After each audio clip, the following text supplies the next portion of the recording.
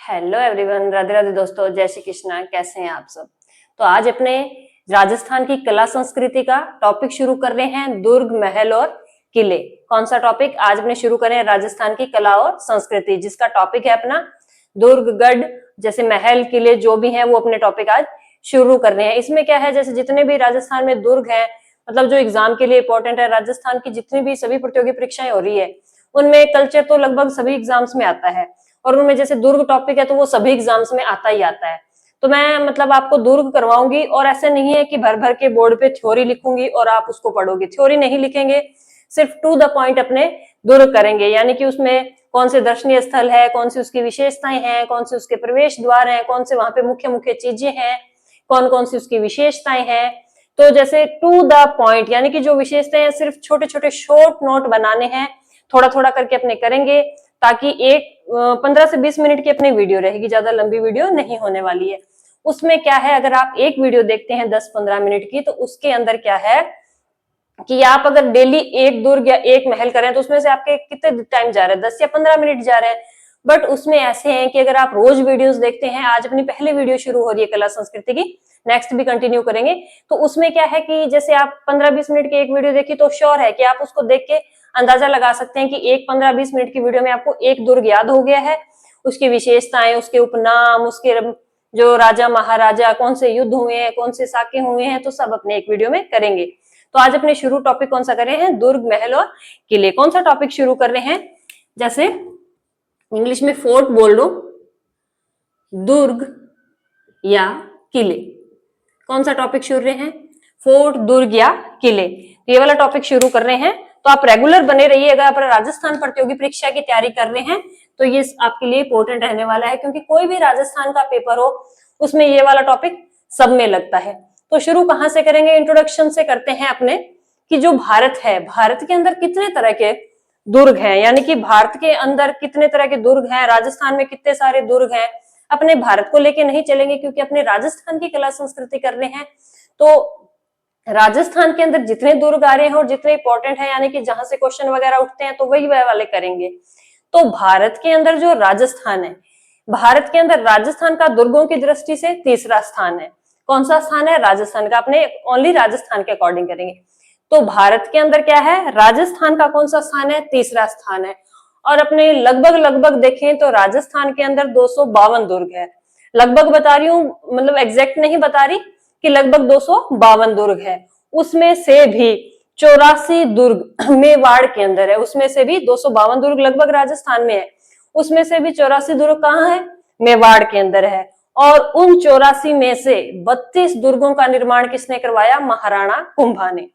मान के अगर अपने एक आइडिया लेके 232 दुर्ग मान लो राजस्थान में है, तो उसमें से भी 84 प्रकार के जो दुर्ग हैं वो कहाँ पे हैं?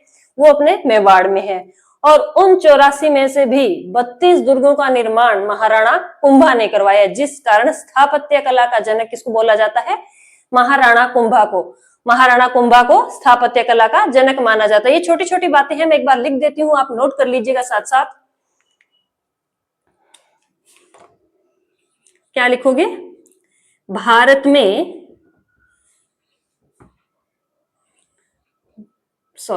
भारत में दुर्गों की दृष्टि से,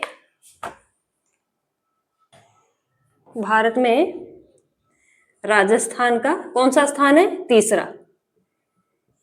कौन सा स्थान है? तीसरा। भारत में राजस्थान का दुर्गों की दृष्टि से कौन सा स्थान है? तीसरा। ठीक है। और लगभग लगभग कितने दुर्ग हैं भारत के अंदर? लगभग बता रही हूं, जैसे 252 दुर्ग। 252 दुर्ग। क्या फर्स्ट पॉइंट? भारत में राजस्थान का कौन सा स्थान है? तीसरा। उसमें से लगभग 252 दुर्ग जो है वो राजस्थान में है। उसमें से भी 84 दुर्ग कहां है? मेवाड़ में। 84 दुर्ग कहां है? मेवाड़ में। इनमें से भी 32 दुर्गों का निर्माण महाराणा कुंभा ने करवाया। किसने? महाराणा कुंभा ने करवाया। क्या है? छोटा सा इंट्रोडक्शन है कि राजस्थान जो भारत में तीसरे स्थान पर आता है दुर्गों की दृष्टि से, उसमें भी लगभग लगभग 252 दुर्ग हैं, जिसमें से 84 प्रकार के दुर्ग ओनली मेवाड़ के अंदर है, और 32 दुर्गों का निर्माण किसने करवाया है? महाराणा कुंभा ने। तो महाराणा कुंभा को क्या कहा जाता है? महाराणा कुंभा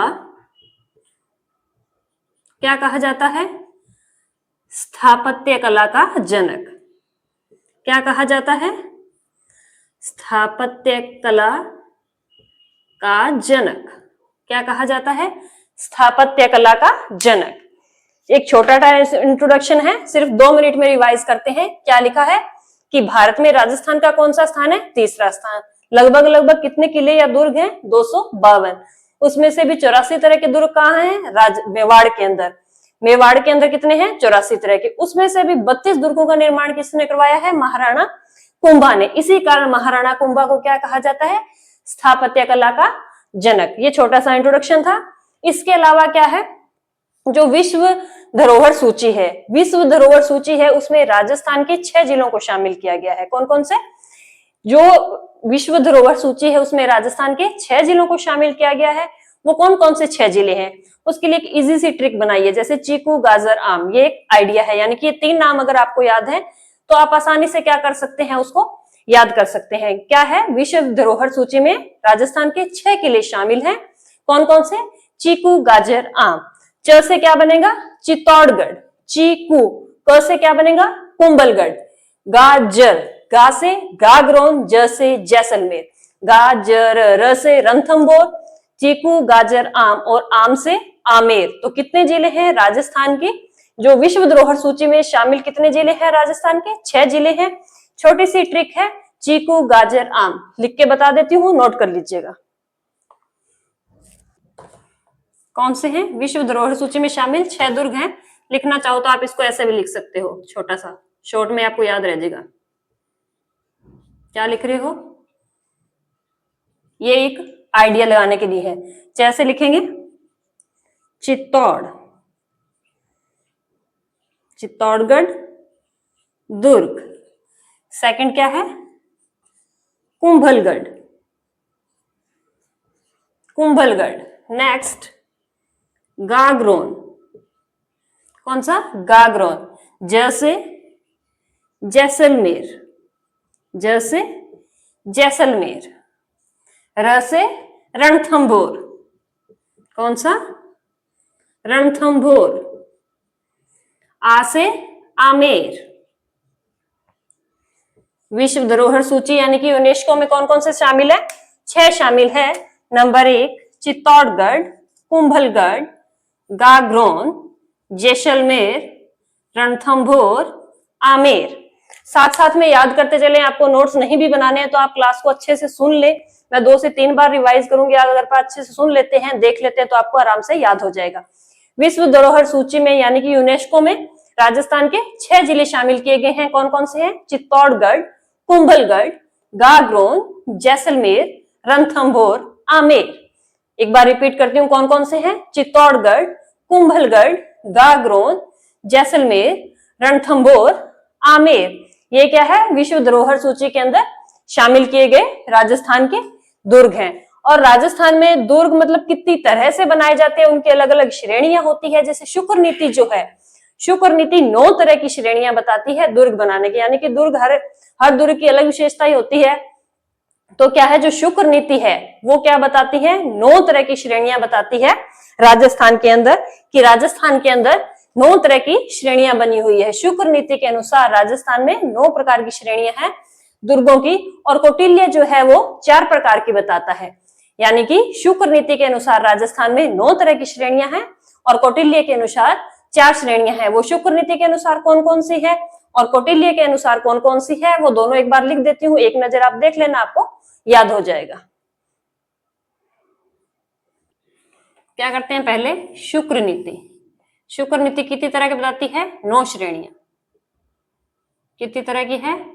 शुक्र नीति के अनुसार राजस्थान में जो दुर्ग हैं, किले हैं, वो कितनी तरह के हैं? 9 तरह के। शुक्र नीति के अनुसार राजस्थान में 9 श्रेणियां हैं।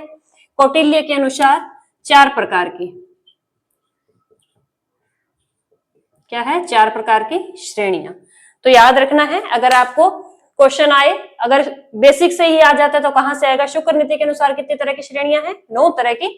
कौटिल्य कितनी तरह के बताता है? 4 तरह की। शुक्र नीति के अनुसार 9 तरह की श्रेणियां कौन कौन सी हैं? धानवन, धानवन जो दुर्ग है वो किस श्रेणी में आते हैं? जैसे जो मरुस्थल में दुर्ग बने होते हैं उन्हें क्या कहते हैं? धानवन दुर्ग। नेक्स्ट क्या है? औदक दुर्ग। औदक दुर्ग यानी जल, जिसके चारों तरफ जल हो, जलीय दुर्ग, उसको औदक दुर्ग बोलते हैं, जलीय दुर्ग। नेक्स्ट क्या है? गिरि दुर्ग। गिरि दुर्ग वो होते हैं जो पहाड़ पर बने होते हैं। कौन से होते हैं? जो पहाड़ पर बने होते हैं। वन दुर्ग, जो वन या जंगल में होते हैं। कौन से? वन दुर्ग जो वन या जंगल में होते हैं। एरण दुर्ग, कांटे और पथरीला, यानी कि उसके तरफ चारों तरफ क्या है? कांटेदार झाड़ियां होती है, पथरीला पहाड़ी पे बना होता है। नेक्स्ट क्या है? पारिक या पारिक दुर्ग। पारिक कहाँ होगा? खाई या खड्डे के अंदर, यानी कि जो नीचा स्थान है जहां खाई या गड्ढे होंगे वहां कैसा बना होगा? पारिक दुर्ग। उसको क्या बोलते हैं? पारिक श्रेणी का। नेक्स्ट क्या है? पारिद। क्या लिखा है? पारिद, ये लिखा है पारिद। परकोटा या दीवार, यानी कि इस तरह के महल के चारों ओर दीवार, परकोटा बना होता है। नेक्स्ट है सैन्य दुर्ग। ये हर तरह के दुर्ग में ही होता है, क्योंकि सेना हर दुर्ग के अंदर होती है, तो सैन्य दुर्ग हर दुर्ग को बोल सकते हैं क्योंकि सेना हर दुर्ग में होती है। नेक्स्ट क्या है? आवासीय दुर्ग या लिविंग फोर्ट। इसका एग्जांपल आप देख सकते हो चित्तौड़ दुर्ग। आवासीय फोर्ट या लिविंग फोर्ट का क्या मतलब है? कि जहां जनता, आम जनता निवास कर रही हो, जनता रह रही हो, उसको बोलते हैं आवासीय या लिविंग फोर्ट। तो शुक्र नीति के अनुसार कितनी तरह की श्रेणियां होगी है? धानवन या मरुस्थलीय, औदुक यानी कि जलीय, गिरी पहाड़, वन वन या जंगल, एरण कांटे या पथरीली, पारिक खाई या गड्ढे के अंदर, पारिद परकोटा या दीवार। सैन्य दुर्ग सभी तरह के होते हैं क्योंकि सेना सब में होती है। आवासीय या लिविंग फोर्ट, एग्जाम्पल है इसका चित्तौड़गढ़, क्योंकि वहां आम जनता भी निवास करती है। कौटिल्य कितने तरह के बताता है? सेम उसी में से 4 नाम है ये, मैंने साथ में ये वाला मीनिंग नहीं लिखा है। कौटिल्य 4 प्रकार के वन बताता है। कौन से? धानवन, गिरी, वन, औदुक। कौन से 4 तरह के बताता है? धानवन, गिरी, वन, औदुक। यानी कि शुक्र नीति के अनुसार 9 श्रेणियां हैं और कौटिल्य के अनुसार 4 प्रकार की श्रेणियां हैं। शुक्र नीति में क्या है? रिवाइज करो। धानवन, औदुक, गिरी, वन, एरण, पारिक, पारिद, सैन्य, आवासीय। एक बार फिर से रिवाइज करो, याद हो जाएगा।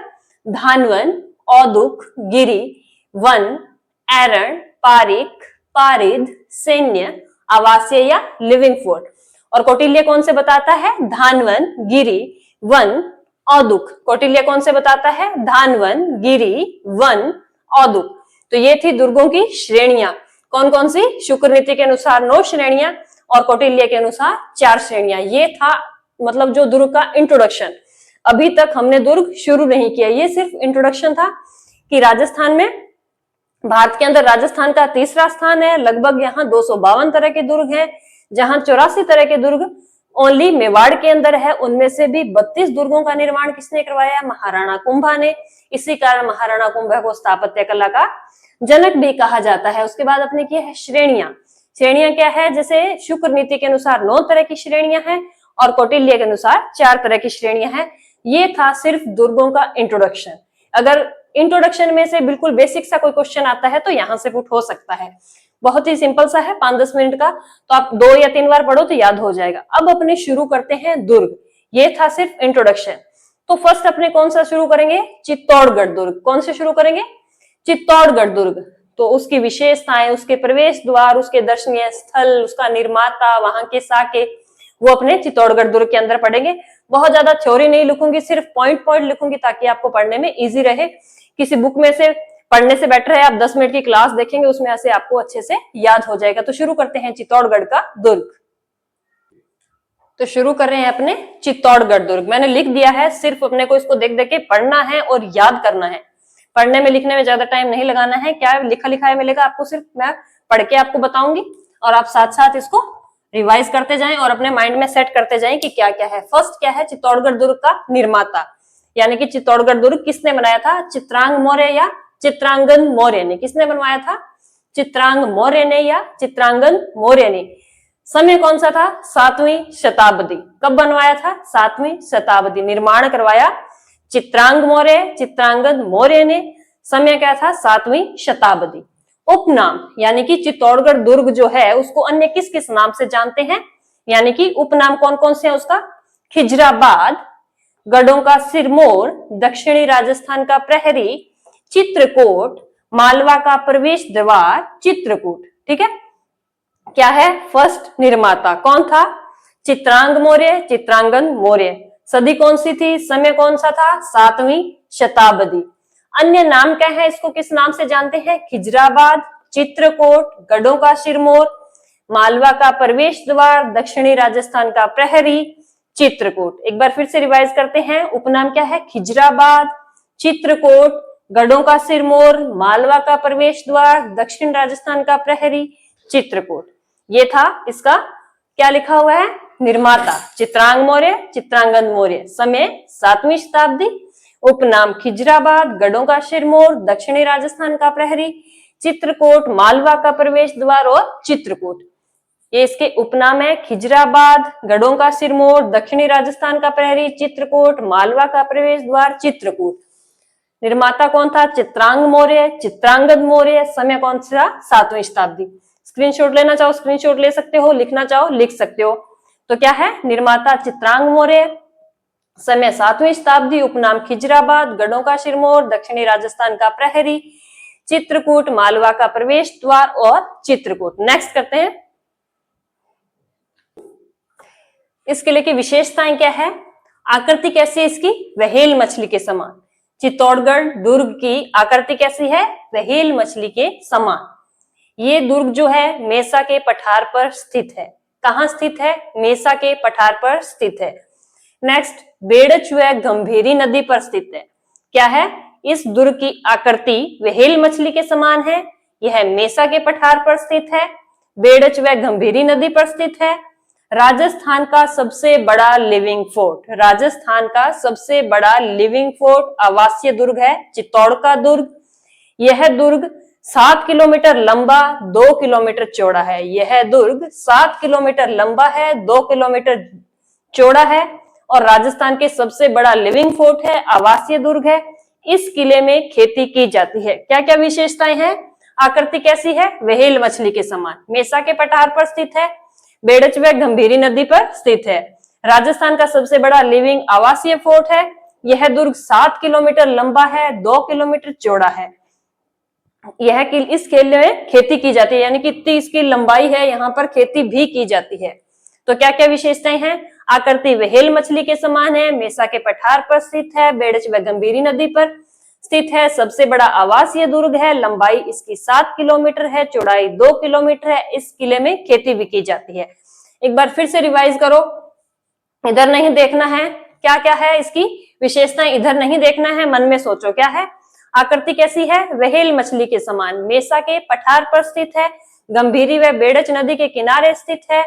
यह सबसे बड़ा राजस्थान का आवासीय फोर्ट है। इसकी लंबाई 7 किलोमीटर है, चौड़ाई 2 किलोमीटर है और इस किले के अंदर खेती की जाती है। आशा करती हूँ कि इधर से नहीं देखा होगा, मन मन में रिवाइज किया होगा। एक बार फिर से रिवाइज करो, क्या विशेषताएं है इसकी? आकृति व्हेल मछली के समान है, मेसा के पठार पर स्थित है, गंभीरी व बेड़च नदियों के किनारे स्थित है। इसकी लंबाई 7 किलोमीटर, चौड़ाई 2 किलोमीटर है। इस किले में खेती की जाती है और राजस्थान का सबसे बड़ा लिविंग फोर्ट है। ये है इस दुर्ग की विशेषताएं। नेक्स्ट करते हैं इस दुर्ग के दर्शनीय स्थल। तो दर्शनीय स्थल लिख लेते हैं, फिर करवाती हूं आपको। नेक्स्ट क्या है? चित्तौड़गढ़ दुर्ग के दर्शनीय स्थल, यानी कि यहाँ कौन कौन से दर्शनीय स्थल बने हुए हैं। नंबर फर्स्ट है कीर्ति स्तंभ, जैन कीर्ति स्तंभ, सूर्य मंदिर, मीराबाई का मंदिर, तुलजा भवानी मंदिर, जोहर कुंड, भीमलत कुंड, रानी पद्मिनी का महल, गोरा बादल का महल, नौकोठा महल, श्रृंगार चंवरी, संत रैदास की छतरी, वीर कल्लाजी राठौड़ की छतरी, जयमल राठौड़ की छतरी। ये क्या है? चित्तौड़गढ़ दुर्ग के दर्शनीय स्थल, यानी कि कौन कौन से यहाँ दर्शनीय स्थल है? कीर्ति स्तंभ, जैन कीर्ति स्तंभ, दो एक साथ याद करो, आसानी से याद हो जाएंगे। क्या है? कीर्ति स्तंभ, जैन कीर्ति स्तंभ, सूर्य मंदिर, मीराबाई का मंदिर, तुलजा भवानी मंदिर, जोहर कुंड, भीमलत कुंड। यहाँ क्या है? रानी पद्मिनी का महल, गोरा बादल महल, नौ कोठा महल, श्रृंगार चंवरी महल, श्रृंगार चंवरी, संत रैदास की छतरी, वीर कल्लाजी राठौड़ की छतरी, जयमल राठौड़ की छतरी। क्या है? दो दो याद करेंगे एक साथ। कैसे? कीर्ति स्तंभ, जैन कीर्ति स्तंभ, कीर्ति स्तंभ, जैन कीर्ति स्तंभ, सूर्य मंदिर, मीराबाई का मंदिर, तुलजा भवानी का मंदिर। कैसे याद करेंगे? कीर्ति स्तंभ, जैन कीर्ति, ये दोनों अलग अलग हैं। ऐसे नहीं कि कीर्ति स्तंभ और जैन कीर्ति स्तंभ एक ही है, एक नहीं है। चित्तौड़गढ़ दुर्ग के अंदर दोनों अलग अलग हैं, कीर्ति स्तंभ और जैन कीर्ति स्तंभ। क्या है? इसको कीर्ति स्तंभ, विजय स्तंभ यही है, वो जैन कीर्ति स्तंभ अलग है। याद करते हैं, कीर्ति स्तंभ, जैन कीर्ति स्तंभ, सूर्य मंदिर, मीराबाई का मंदिर, तुलजा भवानी मंदिर, जौहर कुंड, भीमलत कुंड, रानी पद्मिनी का महल, गोरा बादल महल, नौ कोठा महल, श्रृंगार चंवरी, संत रैदास की छतरी, वीर कल्लाजी राठौड़ की छतरी, जयमल राठौड़ की छतरी। एक बार फिर रिवाइज करते हैं, साथ साथ बोलना, दिमाग चलाना कि क्या लिखा है। कीर्ति स्तंभ, जैन कीर्ति स्तंभ, सूर्य मंदिर, मीराबाई का मंदिर, तुलजा भवानी मंदिर, जौहर कुंड, भीमलत कुंड, रानी पद्मिनी का महल, गोरा बादल महल, नौ कोठा महल, श्रृंगार चंवरी, संत रैदास की छतरी, वीर कल्लाजी राठौड़ की छतरी, जयमल राठौड़ की छतरी। ये क्या है? यहाँ पे दर्शनीय स्थल। एक बार फिर से पढ़ते हैं, कीर्ति स्तंभ, जैन कीर्ति स्तंभ, सूर्य मंदिर, मीराबाई मंदिर, तुलजा भवानी मंदिर, जौहर कुंड, भीमलत कुंड, रानी पद्मिनी का महल, गोरा बादल महल, नौ कोठा महल, श्रृंगार चंवरी, संत रैदास की छतरी, वीर कल्लाजी राठौड़ की छतरी, जयमल राठौड़ की छतरी। ये क्या है? चित्तौड़गढ़ दुर्ग के दर्शनीय स्थल। इसके अलावा एक प्रवेश द्वार इंपॉर्टेंट है इस दुर्ग के, वो प्रवेश द्वार लिखाते हैं इसके आगे। नेक्स्ट क्या है? प्रवेश द्वार, चित्तौड़गढ़ के प्रवेश द्वार। चित्तौड़गढ़ दुर्ग के 7 प्रवेश द्वार हैं। कितने हैं? चित्तौड़गढ़ दुर्ग में 7 प्रवेश द्वार हैं। नंबर 1 पांडन पोल, हनुमान पोल, भैरव पोल, जॉर्डन पोल, गणेश पोल, लक्ष्मण पोल, राम पोल। ये जो पांडन पोल है ये मुख्य दरवाजा है, मुख्य दरवाजा। जैसे पूछ लेते हैं ना चित्तौड़गढ़ दुर्ग का मुख्य दरवाजा कौन सा है, तो मुख्य दरवाजा पांडन पोल था। बाकी कौन से हैं? पांडन पोल, हनुमान पोल, भैरव पोल, जॉर्डन पोल, गणेश पोल, लक्ष्मण पोल, राम पोल। चित्तौड़गढ़ दुर्ग के प्रवेश द्वार कितने हैं? 7। कितने हैं प्रवेश द्वार? 7। मुख्य दरवाजा कौन सा है? पांडल पोल। चित्तौड़गढ़ दुर्ग के 7 प्रवेश द्वार हैं। मुख्य प्रवेश द्वार कौन सा है? पांडन पोल, हनुमान पोल, भैरव पोल, जॉर्डन पोल, गणेश पोल, लक्ष्मण पोल, राम पोल। कितने दरवाजे हैं? 7 दरवाजे हैं। क्वेश्चन आता है मुख्य दरवाजा कौन सा है, तो मुख्य दरवाजा कौन सा है? पांडन पोल। चित्तौड़गढ़ दुर्ग के 7 प्रवेश द्वार हैं, मुख्य दरवाजा है पांडन पोल। सेकंड है क्या है? पांडन पोल, हनुमान पोल, भैरव पोल, जॉर्डन पोल, गणेश पोल, लक्ष्मण पोल, राम पोल। कौन कौन से दरवाजे हैं? रिवाइज करो। पांडन पोल, हनुमान पोल, भैरव पोल, जॉर्डन पोल, गणेश पोल, लक्ष्मण पोल, राम पोल। ये क्या है? 7 चित्तौड़गढ़ दुर्ग के प्रवेश द्वार। इसके अलावा क्या है? चित्तौड़गढ़ दुर्ग में राजस्थान के सर्वाधिक साके यानी कि 3 साके यहाँ चित्तौड़गढ़ दुर्ग में हुए हैं। राजस्थान के सर्वाधिक साके किस दुर्ग में हुए हैं? चित्तौड़गढ़ दुर्ग में। चित्तौड़गढ़ दुर्ग में कितने साके हुए हैं? 3 साके। अब अगर किसी को नहीं पता है कि साके क्या होते हैं, साके क्या होते हैं? जब राजा महाराजा युद्ध के लिए जाते हैं सिर पर केसरिया रंग की पगड़ी धारण करके और वो युद्ध में वीर गति को प्राप्त हो जाते हैं तो उसको बोलते हैं साका। मतलब पूरा साका किसको बोलते हैं? जब कोई राजा है, महाराजा है, वो क्या है? युद्ध में वीर गति को प्राप्त होता है तो वो केसरिया धारण किया होता है, उन्होंने केसरी रंग का साफा बांधा होता है। तो अगर वो युद्ध भूमि में वीर गति को प्राप्त होते हैं तो उसको तो बोलते हैं, जो पुरुषों द्वारा किया जाता है वो होता है केसरिया।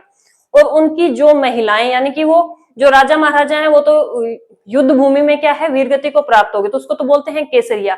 महलों में जो उनकी रानियां होती है, जब उनके राजा महाराजा और जो उनके सैनिक हैं जो पूरा वहां गया होता है युद्ध में, वो पूरा शहीद हो जाता है, वहां पे घायल हो जाता है, तो वो जो राजा महाराजा करते हैं वो तो होता है केसरिया। महल में जो उनकी रानियां होती है वो करती हैं जौहर। जौहर कैसे? या तो जैसे कुंड बना होता है महलों में, उसमें अग्नि जला के करती हैं, कुछ एक जल में करती हैं, तो कंप्लीट रूप से उसको क्या बोला जाता है? साका। पुरुषों द्वारा क्या किया जाता है? केसरिया। महिलाओं द्वारा किया जाता है जौहर, उसको बोलते हैं साका। तो चित्तौड़गढ़ दुर्ग के अंदर कितने साके हुए हैं? 3 साके हुए हैं। पहला हुआ था 303 में, दूसरा 1534-35 में और तीसरा 1567-68 में। पहला साका कब हुआ था? 1303 में, दूसरा 34-35 में, तीसरा 1567-68 में। पहला कब हुआ था? 1303 में, दूसरा 1534-35 में, तीसरा 1567-68 के अंदर। तो चित्तौड़गढ़ दुर्ग के अंदर 3 साके हुए थे। पहला था 1303 में, दूसरा 1534-35 के अंदर, तीसरा 1567-68 के अंदर। इनमें कौन सा राजा था, कौन सी रानी ने जौहर किया था, वो भी बता देती हूँ। उसके बाद ये पूरा कंप्लीट हो जाएगा चित्तौड़गढ़ का दुर्ग, कि इसमें कौन सा राजा था, किसके खिलाफ किया था और इनमें कौन सी रानियों ने जौहर किया था, वो मैं बता दूंगी। तो इसके बाद क्या है, अपना चित्तौड़गढ़ दुर्ग कंप्लीट हो जाएगा और एक छोटी सी क्लास के अंदर आपको एक दुर्ग आराम से याद हो जाएगा। अपन एक एक करके ही करेंगे, कोई बहुत छोटा है तो एक क्लास में 2 लेंगे, अदरवाइज जो बड़े बड़े दुर्ग हैं उनको अपने एक क्लास में एक ही करेंगे ताकि आपको आसानी से याद हो जाए। तो कितने तरह के अपने प्रवेश द्वार थे चित्तौड़गढ़ दुर्ग में? 7 प्रवेश द्वार हैं। पाडन पोल, हनुमान पोल, भैरव पोल, जोडन पोल, गणेश पोल, लक्ष्मण पोल, राम पोल। पाडन पोल इसका मुख्य दरवाजा है। रिवाइज करो, पाडन पोल, हनुमान पोल, भैरव पोल, गणेश पोल, लक्ष्मण पोल, राम पोल। 3 तरह की चित्तौड़गढ़ दुर्ग में साके हुए थे। फर्स्ट हुआ था 1303 को, दूसरा 1534-35 में, तीसरा 1567-68 में। अब इनमें कौन सी रानियां थी, कौन से राजा थे, वो भी लिख देती हूँ। तो उसके बाद ये चित्तौड़गढ़ दुर्ग अपना कंप्लीट हो जाएगा। अपना चित्तौड़गढ़ दुर्ग में क्या बचे थे? साके बाकी बचे थे। सन से करते हैं। पहला साका कब हुआ था? 1303 के अंदर। 1303 में दिल्ली का बादशाह कौन था? अलाउद्दीन खिलजी। कौन था इस साके में? 1303 वाले साके में कौन था? दिल्ली का बादशाह अलाउद्दीन खिलजी था। और चित्तौड़गढ़ दुर्ग का शासक कौन था? रावल रतन सिंह। मतलब युद्ध किस किस के बीच में हुआ था? अलाउद्दीन खिलजी और रावल रतन सिंह के बीच में। किसके बीच में? अलाउद्दीन खिलजी, रावल रतन सिंह। और इसके सेनापति कौन थे? गोरा और बादल। यानी कि युद्ध हुआ था, अलाउद्दीन खिलजी दिल्ली का बादशाह था और चित्तौड़गढ़ दुर्ग का शासक कौन था? रावल रतन सिंह। और इसके सेनापति थे गोरा व बादल। तो इन्होंने केसरिया किया था। अलाउद्दीन खिलजी और रावल रतन सिंह के बीच में क्या हुआ था? युद्ध हुआ था। और रावल रतन सिंह के सेनापति कौन थे? गोरा और बादल। यानी कि 1303 में अगर पूछे कि सेनापति कौन था रावल रतन सिंह का, तो कौन था? गोरा और बादल। मैंने बहुत लंबी थ्योरी नहीं लिखी है, सिर्फ पॉइंट पॉइंट लिखे ताकि आपको टफ नहीं लिखे और आप आसानी से इसको याद कर लें। तो रावल रतन सिंह के सेनापति कौन थे? गोरा और बादल। इन्होंने क्या किया था? रावल रतन सिंह और गोरा बादल के नेतृत्व में पुरुषों ने क्या किया था? केसरिया। क्या किया था? रावल रतन सिंह के नेतृत्व में, गोरा बादल के नेतृत्व में पुरुषों ने क्या किया था? केसरिया। और जौहर किया था रानी पद्मिनी के नेतृत्व में। 1600 महिलाओं ने उस टाइम जौहर किया था। रानी पद्मिनी के नेतृत्व में किया था जौहर। यानी कि केसरिया किसके हुआ था? रावल रतन सिंह और गोरा बादल के नेतृत्व में केसरिया हुआ था और रानी पद्मिनी ने क्या किया था? जौहर का नेतृत्व किया था। नेक्स्ट क्या है? 1534-35। दूसरा साका क्या था? 1534-35। तो क्या था? गुजरात का बादशाह कौन था? बहादुर शाह। गुजरात का बादशाह कौन था? बहादुर शाह। और चित्तौड़ का शासक कौन था? बघेल सिंह। तो गुजरात का शासक कौन था? बहादुर शाह। और शासक था यहाँ का चित्तौड़ का बाघेल सिंह। उसके जो सैनिक थे उन्होंने क्या किया था? केसरिया किया था। बाघेल सिंह व उसके सैनिकों ने क्या किया था? केसरिया किया था। और हाड़ी रानी कर्मावती ने क्या किया था? यहाँ जौहर किया था। यानी कि हाड़ी रानी कर्मावती के नेतृत्व में महिलाओं ने क्या किया था? जौहर किया था। गुजरात का शासक बहादुर शाह और चित्तौड़ का शासक था बाघेल सिंह व उसके सेनापति ने क्या किया था? केसरिया। और हाड़ी रानी कर्मावती के नेतृत्व में क्या हुआ था? यहाँ पे जौहर हुआ था। थर्ड था 1567-68 में। मुगल बादशाह कौन था? अकबर। कौन था 1567-68 में? मुगल बादशाह अकबर। और यहाँ का शासक था महाराणा उदय सिंह। 1567-68 में चित्तौड़ का शासक कौन था? महाराणा उदय सिंह। और उसके सेनापति थे जयमल राठौड़ और फतेह सिसोदिया। कौन था? 1567-68 में मुगल बादशाह अकबर आया था आक्रमण के लिए। महाराणा उदय सिंह व उसका सेनापति जयमल राठौड़, फतेह सिसोदिया के नेतृत्व में क्या हुआ था? केसरिया। शासक मतलब जो मुगल बादशाह कौन था? अकबर। और यहाँ का शासक कौन था? उदय सिंह व उसके सेनापति जयमल राठौड़, फतेह सिसोदिया ने क्या किया था? केसरिया। फूलम कंवर के नेतृत्व में महिलाओं ने जौहर किया था। 1303 वाला साका था। रानी कौन थी? रानी पद्मिनी। 34-35 में कौन थी? हाड़ी रानी कर्मावती। 67-68 में कौन थी? फूलम कंवर। क्या थी? फर्स्ट साके में रानी कर्मावती। दूसरे में क्या करे थे? 1303 में पहला साका हुआ था चित्तौड़गढ़ का। कौन सा? दिल्ली का बादशाह अलाउद्दीन खिलजी और चित्तौड़गढ़ का शासक रावल रतन सिंह और गोरा बादल। रानी कौन थी? रानी पद्मिनी। नेक्स्ट था 1534-35 में गुजरात का बादशाह बहादुर शाह और शासक था इधर का बघेल सिंह और उसके सैनिकों ने केसरिया किया। रानी कौन थी? हाड़ी रानी कर्मावती। इधर मुगल बादशाह अकबर, राजा कौन था? उदय सिंह, उसके सेनापति जयमल राठौड़, फतेह सिसोदिया। रानी कौन थी? फूलम कंवर। ये रानियों के नाम याद रखना, कई बार पूछ लेता है कि दूसरे साके के अंदर किसके नेतृत्व में जौहर हुआ था, या पहले में या तीसरे में कौन सी रानी के नेतृत्व में जौहर हुआ था? फर्स्ट में कौन थी? रानी पद्मिनी। दूसरे में कौन थी? हाड़ी रानी कर्मावती। तीसरे में फूलम कंवर। तो ये था अपना चित्तौड़ का पूरा मतलब इंट्रोडक्शन से लेके मैंने जहां तक एग्जाम में पॉसिबिलिटी है आने की, वहां तक मैंने कोशिश करी है आपको कवर करवाने की, इंपोर्टेंट जो भी था बताने की। तो अपने शुरू किया है टॉपिक राजस्थान के दुर्ग, महल और किले। उसमें से अपने क्या है, जैसे राजस्थान में जितने प्रकार के दुर्ग हैं, भारत में तीसरे स्थान पर आता है। जो स्थापत्य कला का जनक है वो किसको बोला जाता है? महाराणा कुंभा को बोला जाता है। शुक्र नीति के अनुसार कितने तरह की श्रेणियां हैं? 9 तरह की श्रेणियां हैं। कौटिल्य के अनुसार 4 तरह की श्रेणियां हैं। उसके बाद अपनों ने शुरू किया चित्तौड़गढ़ का दुर्ग। चित्तौड़गढ़ का दुर्ग अपनों ने शुरू किया तो इसका निर्माता कौन था? चित्रांग मौर्य या चित्रांगन मौर्य। कौन सी सदी में इसका निर्माण किया गया था? तो 7वीं शताब्दी के अंदर।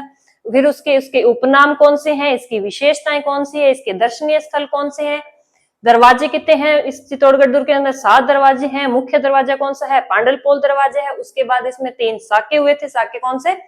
303 में, 1534-35 में, 1567-68 में। ये था पूरा चित्तौड़गढ़ का दुर्ग।